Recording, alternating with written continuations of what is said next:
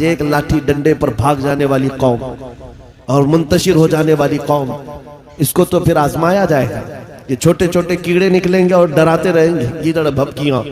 इसलिए मेरे अजीजों, हिंदुस्तान के चप्पे चप्पे में मैं घूम करके सिर्फ इतना पैगाम देना चाहता हूँ, नौजवानों बेदार हो जाओ, खड़े हो जाओ। आज के जमाने में तुम्हारा इम्तिहान आ चुका है। कभी तुमको हुस्न दिखाकर, कभी तुमको दौलत दिखाकर, कभी तुमको टेलीविजन के पर्दों पर नाचने वाली गंदी सूरतें दिखाकर तुम्हारे अखलाक, तुम्हारे ईमान को खरीदने के लिए दज्जाली ताकतें मैदान में उतर चुकी हैं। जब इस तरह की दावतें तुम्हारे पास आ जाएं, ठोकर मार देना और उसके बाद फिर दुनिया को ये ऐलान करके कहना, मुझे दौलत से कोई सरोकार नहीं, मुझे हुस्न शबाब से कोई सरोकार नहीं, मुझे तुम्हारे दिए हुए सिक्के और टुकड़ों से कोई सरोकार नहीं। अपना सब कुछ गुंबद खजरा कल भी था और आज भी है। मेरे नबी से मेरा रिश्ता कल भी था और ये ईमान हो जाए नौजवानों का।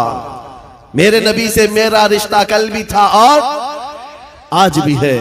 बस ये जज्बा बेदार कर लो। चाहे जैसे भी सैलाब आए, जैसी भी तूफान आए, जैसी भी आंधियां आए, आकर चली जाएंगी, तुम्हारा पत्ता तक नहीं उखाड़ सकेंगे। इसलिए कि ये वो इस्लाम है। 1400 सालों से इस पर कितनी मर्तबा तूफान आए, कितनी मर्तबा ऐसे ऐसे जालिम आकर के इसके पत्ते नोचने की कोशिश करते रहे, लेकिन इस्लाम फल रहा है, फूल रहा है, आज भी है। और आपको मैं बताऊं, वो यूरोप जो इस्लाम की दुश्मनी में सबसे आगे है, लेकिन पूरी दुनिया की आज इनका डेटा निकालें तो पता चलेगा सबसे ज्यादा यूरोप में फैलने वाला कोई दीन है तो दीन इस्लाम। तुम जितना ही दबाओगे उतना ही ये उभरेगा। इस्लाम की फितरत में कुदरत ने वो लचक दी है, जितना ही दबाओगे उतना ही वो उभरेगा। मैं नौजवानों से कहना चाहता हूं, तुम अपनी जिंदगी गेम में, इंटरनेट के इन गंदी तस्वीरों में, फेसबुक और इंस्टा में गुजार करके दुनिया से चले जाओगे तो कल क़यामत के दिन तुमसे भी सवाल होगा। जब छोटी बच्चियां चीख रही थी, जब उम्मत मोहम्मदिया पर सख्त तरीन वक्त आ चुका था इम्तिहान का, ऐ नौजवान तू अपनी नौजवानी कहां बर्बाद कर रहा था, किन अड्डों पर बैठा था, तू कौन से ताश के पत्ते खेल रहा था, तेरे हाथ में तो नशा था। अगर क़यामत के दिन सवाल हुआ, याद रखो मुहद्दिसीन फरमाते हैं, सिर्फ अल्लाह का एक सवाल, मैंने तुझे जवानी दी थी, कहां खर्चा किया। इसका जवाब देते देते कुछ लोगों को 500 साल लग जाते, कुछ लोगों को 400 साल, कुछ को 500 साल लग जाते। आज अल्लाह ने जवानी दी है। मैं ये नहीं कहता कि सब उतर जाएंगे मैदान में और हम जंग के लिए जाएं, हमारे वो हालात नहीं है, लेकिन अल्लाह का फरमान है, जब किसी कौम पर कोई आफत नाजिल होती है तो ये इबरत की जगह होती है, इबरत का वक्त होता है। इंसान को चाहिए कि वो अपने अंदर और बाहर को सही कर ले, अपने अंदर और बाहर को सुधार ले। ये रात भर गाने सुन करके सोने की आदत को बदल दे, नमाजों को तर्क करने की आदत खत्म कर डाले, अपनी नींद को सबसे ज्यादा अहमियत देने की आदत खत्म कर डाले। तुम्हें अगर जन्नत की ख्वाहिश है तो ये दुनिया का आयश छोड़ दो। अगर मुस्तफा करीम सल्लल्लाहु अलैहि वसल्लम के पड़ोसी बनना चाहते हो जन्नत में, तो यहाँ की अय्याशियों को ठोकर मार, तुम्हारे लिए बहुत खूबसूरत जन्नत है जो अल्लाह ताला की तरफ से बनाई हुई है। मैं उन दिनों में आपसे वो आयत करीमा पढ़कर सुना रहा हूं जब हालात ऐसे सख्त हैं। लोग कहते हैं मौलाना अभी भी आप कह रहे हैं कि ये आयत का तर्जुमा सुनो। रब फरमाता है, वो अल्लाह है जिसने अपने रसूल को दीन हक के साथ भेजा और हिदायत के साथ भेजा, इसलिए भेजा कि ये दीन पूरी दुनिया में गालिब आ जाए, ये दीन पूरी दुनिया में गालिब आ जाए। तवज्जो चाहता हूं, जब हम ये बात करते हैं तो कुछ लोगों को लगता है कि इस जमाने में ये दीन कैसे गालिब आएगा। आपको तो मारा जा रहा है, आपको काटा जा रहा है, हर जगह से तो आपको खत्म किया जा रहा है, ये दीन कब गालिब आएगा। मैं कहता हूं इस तरह की और भी जुल्म आ जाए तब भी मैं कहूंगा कि दीन गालिब आएगा, क्योंकि ये मेरा कौल नहीं, मेरे रब का फरमान, रब का फरमान है। अल्लाह करीम ने फरमाया है तो होकर रहेगा। आसमान नीचे आ सकता है, जमीन ऊपर जा सकती है, लेकिन मेरे मौला का कौल झूठा नहीं हो सकता। कुरान का फरमान गलत और बातिल नहीं हो सकता। दुनिया में ये दीन गालिब आएगा और वो वक्त करीब है। जुल्म जब बढ़ जाता है तो अल्लाह तबारक व तआला की तरफ से जालिमों के लिए अज़ाब आता है। चंद दिन के बाद देखना, जब रब तबारक व तआला की पकड़ होगी इन जालिमों की, तुम इनको अखबार के किसी कोने में भी नहीं पाओगे, इनका नामो निशान खत्म हो जाएगा। हम यहाँ पर तारीख के झरोकों में देखते आए हैं, नबी पाक सल्लल्लाहु ताला अलैहि वसल्लम की अजमत और उनकी शान पर भौंकने वाले कुत्ते चंद दिनों के बाद ऐसे गायब हो जाते हैं, उनका कोई पता ही नहीं होता, उनका निशान भी नहीं होता। आपको मैं तारीख पूरी अगर बताऊं, एक दो नहीं कई गुस्ताखे रसूल आए, कितनों को याद है उनके नाम, कितनों को मालूम है उनकी तारीफ, लेकिन मेरे नबी की तारीफ करने वाले हसन बिन साबित से लेकर के इमाम अहमद रजा तक हर आशिक रसूल लोगों की जुबानों पर नहीं, लोगों के दिलों पर हुकूमत करता नजर आता है। हर आशिक रसूल लोगों के दिलों पर हुकूमत करता नजर आता है। अरे ये झारखंड की वो सरजमीन जहां मुसलसल 12 घंटे सफर के बाद मैं आपके पास पहुंचा, और ये मजमा देखकर हैरत में है। रात के 2 बजे, ये लगता नहीं रात के 2 बजे है, दिन के 12 बजे का शबाब नजर आता है, ये दिन का शबाब नजर आता है। हर जलसे में तकरीबन ये माहौल। मेरे अजीजों, मेरे लिए लोग 2 बजे तक जो इंतजार कर रहे हैं वो इसलिए नहीं कि कांग्रेस पार्टी का नेता आया हुआ है या बीजेपी का कोई नेता आया हुआ है, ये नेता के लिए बैठी हुई पब्लिक नहीं है, मुस्तफा करीम के एक अदना गुलाम के लिए जिंदा बैठे हैं, नबी पाक सल्लल्लाहु ताला अलैहि वसल्लम के गुलाम के लिए। वरना मेरी अपनी हैसियत क्या है, मेरा इंट्रोडक्शन आपके पास है क्या? मैं जुनूब हिंद से ताल्लुक रखता हूं, आप शुमाल में बैठे हुए हैं, लेकिन दिल ऐसे मिले हुए हैं जैसे एक घर की छत के नीचे बैठे हुए हैं। क्यों? ये बताना चाहता हूं, जब रिश्ता मदीने के ताजदार से जुड़ जाता है, मौला उसका रिश्ता पूरी कायनात से जोड़ देता है, रब ताला उसका रिश्ता हर जगह से जोड़ देता है। हुजूर की तारीफ करने वाले जिंदा भी रहते हैं और नाम कमाते भी रहते हैं। एक फार्मूला देकर जाता हूं आपको, अगर इज्जत चाहते हो, अगर बुलंदी चाहते हो, अगर तरक्की चाहते हो, तो मेरा एक जुमला याद रखो, उस नबी की बात करो, हर दिल पे राज करो, उनकी बात करो।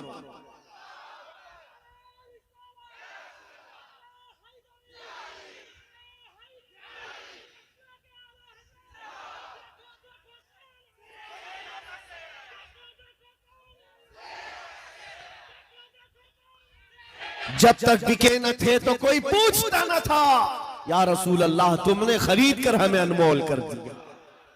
ये जिंदगी की सच्चाई है, ये जिंदगी की हक्कानियत है। आप इसको जितनी जल्दी समझ जाओ अच्छा है, इसीलिए उसकी इसके कदमों में इज्जत मत ढूंढना। हमने देखा है 40-40 साल पार्टी की खिदमत करते रहे, बूढ़े हो गए तो पार्टी ने साइड लगा दिया। साहब आपकी उम्र हो गई, अब जवानों को टाइम दिया जाए, आप रिटायरमेंट की जिंदगी गुजारो। नेताजी अब रिटायरमेंट की जिंदगी गुजार रहे हैं, ना भीड़ भाड़ है, ना कोई पूछने वाला है, लेकिन नबी का गुलाम जितना बूढ़ा होता है उतनी इज्जत बढ़ती चली जाती है। इसके रिटायरमेंट का टाइम नहीं आता।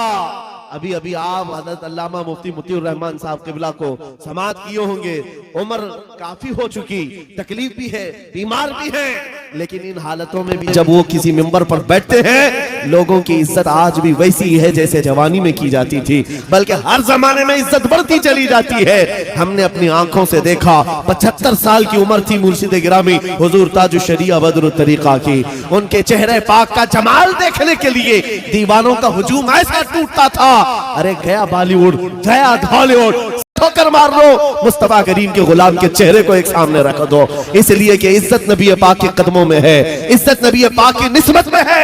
इसलिए मैं कहता हूं, जितने कुत्ते भौंकते थे, भौंक करके फना हो जाते हैं, हर जमाने में आए, लेकिन उनका नामो निशान मिटा दिया गया है। चंद सालों पहले एक धर्म परिवर्तन करने वाला, अपना नाम बदलने वाला लखनऊ का एक राफजी कुत्ता निकला था, नाम भी बदल लिया, धर्म भी बदल लिया, और जाकर के पुजारियों के तलवे छाटता रहा। 6 महीने के बाद लात मार करके उसको वहां से भी भगाया गया। लोगों ने ये सोचा था, मीडिया में कवरेज दिया गया था, अरे एक आदमी इस्लाम छोड़कर निकल गया है, इस्लाम छोड़कर निकल गया है, इन कुत्तों को अगर एक भी ऐसी खबर मिल जाए 24 घंटे उस पर भोंकते रहते हैं। एक भी मुसलमान ऐसा मिल जाए, हम तो उसको मुसलमान समझते ही नहीं। जो कचरा था वो पहले से निकल गया है, उस कचरे की इस्लाम को जरूरत नहीं। लेकिन आज क्या कैफियत है, क्या हालत है? क्या पंडितों ने अपने सर पर बिठा लिया? क्या तुझे पुजारियों ने अपना आका बना लिया? नहीं, अब तो जान के लाले पड़ गए। वीडियो बनाता है और रिक्वेस्ट करता है मेरी जान को बचा लो, खतरा है। न मुसलमानों का रह गया, न हिंदुओं का रह गया, धोबी का कुत्ता, न घर का न घाट का। इसीलिए इमाम अहले सुन्नत फाजिल बरेलवी ने 100 साल पहले कहा था, या रसूल अल्लाह, जो तेरे दर से यार फिरते हैं, दर बदर यूं ही खार फिरते हैं।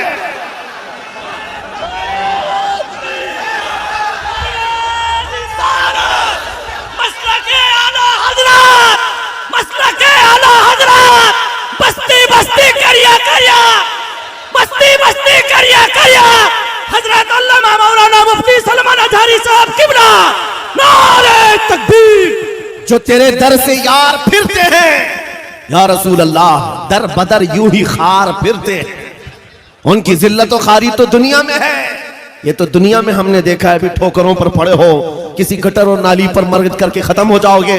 इन कीड़ों की जिंदगी इतनी ही है, लेकिन अभी तो असल अंजाम कयामत के दिन देखना बाकी है। ऐ नौजवानों, अगर तुम्हें आंख कोई दिखाता है तो उसका वक्त है, दिखा लेने दो। आज उसके पास थोड़ी सी दुनिया की दौलत है, इसलिए तुम्हें आंख दिखाता है और कभी बिल्डोजर दिखाता है। हाँ, ताकत और कुव्वत के नशे में वो ये सोचता है कि बिल्डोजर ला करके इनको तोड़ दूं। तेरे से बड़े दज्जालों को भी हमने देखा है। हाँ, इससे भी बड़े चंगेज और हलाकू को भी देखा है, जिन्होंने बगदाद की ईंट से ईंट बजा डाली थी। वो भी सोचते थे कि मुसलमानों का खात्मा हो जाएगा। इनसे भी कहता हूँ, 5 साल का नशा है तुम्हारा, इस्लाम को मिटाने चले हो, जरा पहले अपने बदन से खुजली मिटा करके दिखा। इस्लाम उस दीन का नाम है जिसकी जड़ें तहत सरा में है, इसकी शाखें औजा सुरैया पर है। तुम तो क्या, तुम्हारे बहुत बड़े बड़े सड़े सड़े भी आकर चले गए, इस इस्लाम का पत्ता भी नोच ना सके। और इंशाअल्लाह सुबह क़यामत तक इस पौधे को लहलहाना है, इस दरख्त को हरा भरा रहना है, इसलिए कि इस्लाम तेरी नब्ज न डूबेगी हश्र तक। तेरी रगों में रवां खून है 4 यार का, तेरी रगों में रवां खून है 4 यार का। मैं आपसे ये बात कह रहा था, आंख दिखाने वालों को दिखाने दो, आज उनका वक्त है। बिल्डोजर दिखाने वालों को दिखाने दो, आज उनका वक्त है। जेल की धमकी देने वाले, फांसी का फंदा दिखाने वाले, दिखाने दो, आज वक्त है। लेकिन मैं ये बात जरूर कहूंगा, असल वक्त वो आएगा जब कयामत कायम होगी, और फिर हम बताएंगे उस दौर में क्या होगा। अर्श हक है, मसनद रिफात रसूलुल्लाह की, देखनी है हश्र में इज्जत रसूलुल्लाह की। आज ये हालात अगरचे हमारे मुआफिक नजर नहीं आते, लेकिन वो वक्त आएगा जब हमारे मुस्तफा, हमारे नबी हश्र का दूल्हा बन करके अपने उम्मतियों को पकड़ पकड़ कर जन्नत में ले जा रहे होंगे। और तुमसे पूछूंगा, ऐ भौंकने वाले कुत्तों, अपना एहतिसाब कर लेना, उस वक्त ठिकाना ढूंढोगे तो कहां मिलेगा। बरेली के इमाम ने कहा है, बखुदा खुदा का यही है दर, नहीं और कोई मफर मकर, जो वहां से हो यही आके हो, जो यहां नहीं तो वहां नहीं। हुजूर को छोड़कर दो जुमले बरेली के इमाम कहते हैं, बखुदा खुदा का यही है दर, नहीं और कोई मफर मकर। मफर कहते भागने की जगह, और मकर कहते ठहरने की जगह। हुजूर को छोड़ोगे तो भागने की जगह भी नहीं है, ठहरने की जगह भी नहीं। कहां जाओगे? जहां जाओगे, जहां मेरे खुदा की हुकूमत है, वहां मेरे मुस्तफा की मुस्तफाई है, वो नबी की मुस्तफाई होगी, तुम कहां भागोगे। इसीलिए आला हज़रत इमाम अहले सुन्नत ने ये मैसेज दिया पूरी दुनिया को, आज ले उनकी पनाह, आज मदद मांग उनसे। क्या है? आज ले उनकी पनाह, आज मदद मांग उनसे। कल ना मानेंगे, क़यामत में अगर मान गए, वहां बहुत सारे मानने को तैयार खड़े होंगे, बहुत सारे बोलेंगे हमारे नबी हैं, हमारे रसूल हैं। नहीं, यहां मानना देखा जाएगा, यहां का मानना मोतबर होगा। कयामत के दिन तो इज्जत और रिफात देख करके बहुत सारे कहने लग जाएंगे। इसलिए ऐ नौजवानों, तुम्हारे पास जो दौलत है वो बहुत अजीम दौलत है। आज अगर तुम बिछड़े हुए इलाकों में रहते हो, छप्पर के घर में रहते हो, कोई हरज नहीं। टूटी सड़कों पर तुम्हारी जिंदगी गुजरती है, कोई हरज नहीं। मैं इन तमाम बातों को अहम नहीं समझता, इसलिए कि हमारी तारीख है बगैर चप्पल के चलने वाले, पैबंद लगे कपड़े पहनने वाले, एक खजूर की गुठली पर पूरा दिन गुजारने वाले। 313 जब निकलते थे, अच्छे अच्छों के बखिए उखाड़ देते थे। बड़ी बड़ी ताकतें रुख मोड़ लिया करती थी। आपको पता है जब सैयदना खालिद बिन वलीद रज़ी अल्लाह तआला अन्हु रोम के उन ईसाइयों के मुकाबले में खड़े थे जो लाखों की तादाद में आए थे, ईसाइयों ने खालिद बिन वलीद से कहा कि आपको पता है हमारे पास वो फौज आई है जो इतनी जंगी सामान से लेस है और इतने हथियारों से, अब ऐसे तुम पर कूदेगी और ऐसे तुम पर नाचेगी कि तुम याद रखोगे। खालिद बिन वलीद ने जवाब में एक ही जुमला कहा था उन सलीबियों से, ऐ रोमी ताकत के इन कीड़ों के मालिकों, बात सिर्फ इतनी है तुम अपनी ताकत पर बहुत नाज करते हो, मोहम्मद अरबी के उन दीवानों की ये फौज है, जितना तुम शराब से मोहब्बत करते हो उससे ज्यादा हम मौत से मोहब्बत करते हैं। मौत से मोहब्बत करने वाली ये कौम है। तुम शराब के नशे में धुत होते हो, हम तो शहादत के जज्बे में निकलते हैं। ये हमारी तारीख थी। अजीजान गिरामी वक़ार, बस ये मैसेज मैं देकर के जाना चाहूंगा, हालात जैसी भी सख्त आए, कोई कंप्रोमाइज अपने दीन पर और अपने नबी के नाम पर नहीं होगा। अपने नबी के नाम पर कोई समझौता होगा, जो जान मांगो तो जान दे दे, जो माल मांगो तो माल दे दे, मगर ये हमसे कभी ना होगा नबी का चाहो जलाल दे दे। ये हमेशा से याद रहे आपको बात। और काफिरों ने मॉब लिंचिंग करके भी देखा है, ये आज के दौर में नहीं है, बहुत जमाने से। हजरत ज़ैद बिन दसना, हजरत खुबैब इब्न अदी, ये वो सहाबा हैं जिनको मक्का वालों ने पकड़ करके फांसी पर चढ़ाया। फांसी देने से पहले उनके नाखूनों को पकड़ से खींचा, उनकी नाक काटी, कान काटे, होंठ काटे, उनकी आंखों में सलाइयां फेर दी। और उसके बाद उस सहाबी से जालिमों ने ये कहा था, खुबैब इब्न अदी से, क्या ये अच्छा होता तुम्हारी जगह मोहम्मद होते और तुम आराम कर रहे होते। उस सहाबी के जिस्म के टुकड़े टुकड़े हो चुके हैं, खून बह रहा है। उस असना में वो सहाबी कहते हैं, खबरदार तुम ये कहते हो यहां मेरे नबी होते तो अच्छा होता, कसम रब्बे जुल जलाल की, और मेरे जिस्म के 1000 टुकड़े कर लो, मैं बर्दाश्त कर लूंगा, मेरे नबी के तलवे में कांटा भी चुभे मुझे ये बर्दाश्त नहीं। ये ईमान था उनका, ये ईमान था। उन सहाबा की तारीख पढ़ो, आपका जज्बा बेदार रहेगा, आपका जज्बा जवान रहेगा। कीदड़ भपकियों से भागने वाली कौम मोमिनीन की नहीं हुआ करती। मोमिनीन की जमात वो है जो आंधियों और तूफानों के रुख मोड़ दिया करती है। अल्लाह की जात पर उसे तवक्कुल और यकीन होता है। आप सबसे मैं पूछना चाहता हूं, जब अजान होती है, सदाएं लगती है मस्जिद की, क्या कहता है मुअज्जिन सबसे पहले? अल्लाह। क्या कहता है?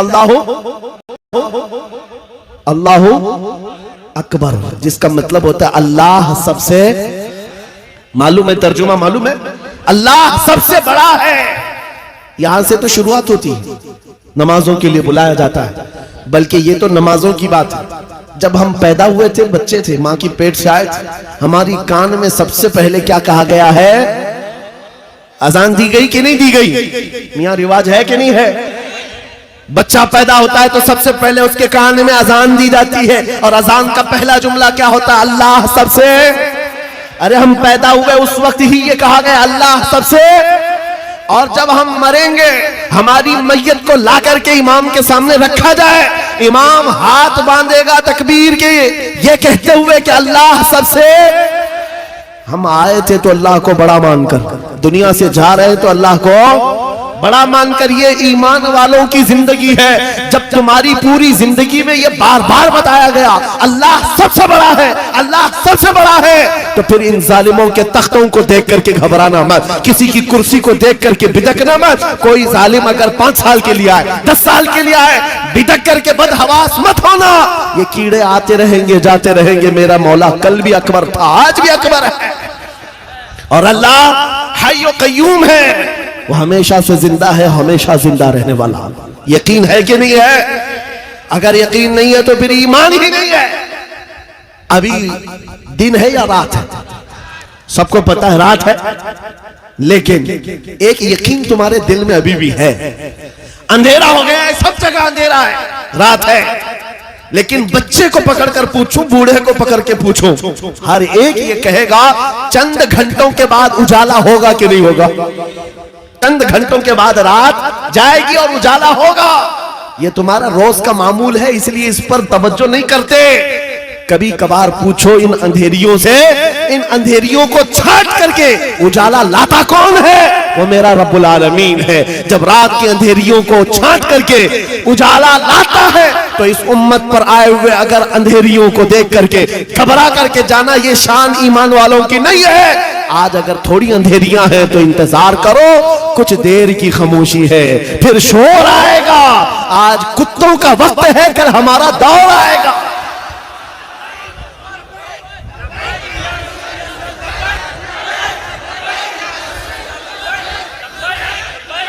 उजाला आएगा, उजाला आएगा, क्योंकि कुरान में मौला का वादा है। और हदीस सुनाओ, नबी पाक फरमाते हैं उस वक्त तक कयामत नहीं आएगी जब तक हर घर से ला इलाहा इल्लल्लाह की आवाज ना आए। पूरी दुनिया की बात मेरे आका ने फरमाया, हर घर से अल्लाह का कलमा पढ़ा जाएगा। अगरचे काफिरों को ये पसंद ना आए बात, लेकिन हम कहते रहेंगे। तुमको अगर पसंद ना आए ना आए, लेकिन मेरे नबी का फरमान है ईमान सबके पास होगा। वो दौर इमाम मेहदी का होगा। इमाम मेहदी आएंगे और दुनिया में एक इनकलाब बर्पा होगा, एक रेवोल्यूशन आएगा। जंग का मैदान भी मुल्क शाम बनेगा, जैसे आज बनता जा रहा है। सारी बड़ी ताकतें वहां उतर रही हैं। अगर ये उन्हीं हालात की तरफ ले जा रहे हैं तो मेरे अजीजों कयामत बहुत करीब है, बड़ी निशानियां आने वाली हैं। इमाम मेहदी का ज़हूर बहुत करीब है। जिस वक्त वो तशरीफ लाएंगे, इन अंधेरियों से हम उजालों की तरफ आएंगे। एक इमाम बरहक होगा, उसके पीछे सारी कौम होगी। सारे सिलसिले वहीं पर खत्म हो जाएंगे। सारे मशरब, सारे मसलक, सारे मजहब इमाम मेहदी के हाथ पर मुत्तफिक हो जाएंगे। सबका इत्तेफाक होगा, न कोई इख्तिलाफ, न कोई फिरका, न कोई जमात। एक इमाम आदिल होगा पूरी दुनिया का, वो मेरे नबी ने फरमाया है। और अगर हुजूर ने फरमाया है तो होकर रहेगा, होकर रहेगा। लेकिन बस तमन्ना ये करते हैं मौला ताला हमारी जिंदगियों में वो दिन अता करे, तो ये तो उसकी बड़ी नेमत कामिला है। वरना हमारे मरने के बाद हो या कयामत से पहले ये दिन तो आएगा इस रूए जमीन पर। काफिरों को ये बात बुरी लगती है तो लगे, लेकिन इस बात को याद रख करके चलो ऐ नौजवानों, जब बारिश ज्यादा होती है तो आदमी की जिम्मेदारी क्या होती है? वो जल्दी से अपने दरवाजे बंद करने लगता है, अपनी हिफाजत की कोशिश करता है। खिड़कियां बंद कर लो, दरवाजे बंद कर लो, पर्दे लगा लो। बाहर कपड़े सूख रहे थे तो उनको उठा लो, कोई चीज सूखने के लिए रखे थे उसको ले लो।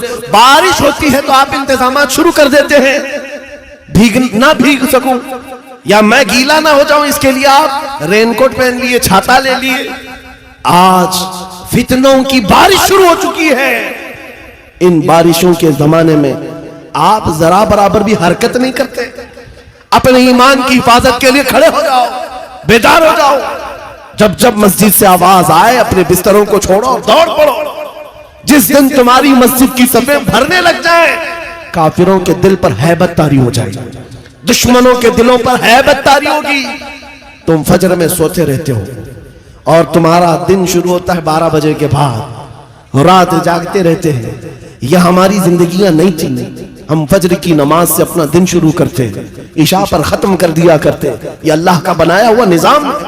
जब इस निजाम से हम हट करके दूसरे रास्ते पर चलेंगे, मियां होता यह है, शेर जब अपनी हैसियत भूल जाता है तो कुत्ते भी उस पर भौंकने लग जाते हैं।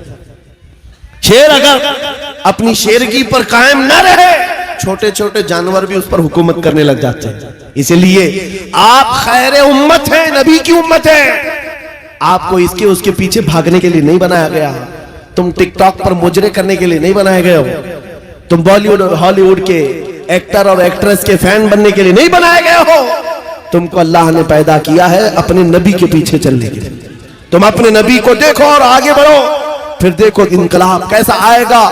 आज इन बातों के साथ मैं अपनी जुमलों को समेटता हूँ। होती है मैं पढ़ता हूँ मुलाहिजा करें कि सरकार बुलाना,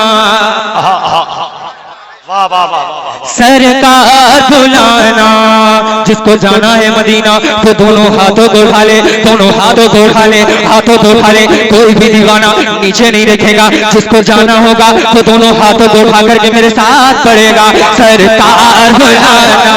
जाना है बस वैसे ही हाथ उठ रहे हैं। अगर जिसको जाना है यार तो ये सरकार की महफिल है और मुस्कुराना भी इस महफिल में सरकार मुस्कुराना भी मेरे आका की सुन्नत है। अरे मुस्कुरा करके मेरे साथ पढ़िए सरकार बुलाना। क्या कहना है आपको, क्या पढ़ना है? बुलाना। क्या कहना है? बुलाना। सिर्फ इतना पढ़ लीजिए, इंशाअल्लाह मेरा यकीन है जो इस महफिल में बोलेगा वो मदीना शरीफ जरूर जाएगा। मेरा दिल कहता है अगर आप बोलेंगे तो इंशाअल्लाह सब मदीना जाएंगे। दोनों हाथों बढ़ा करके सरकार, हाथ उड़ा के सरकार।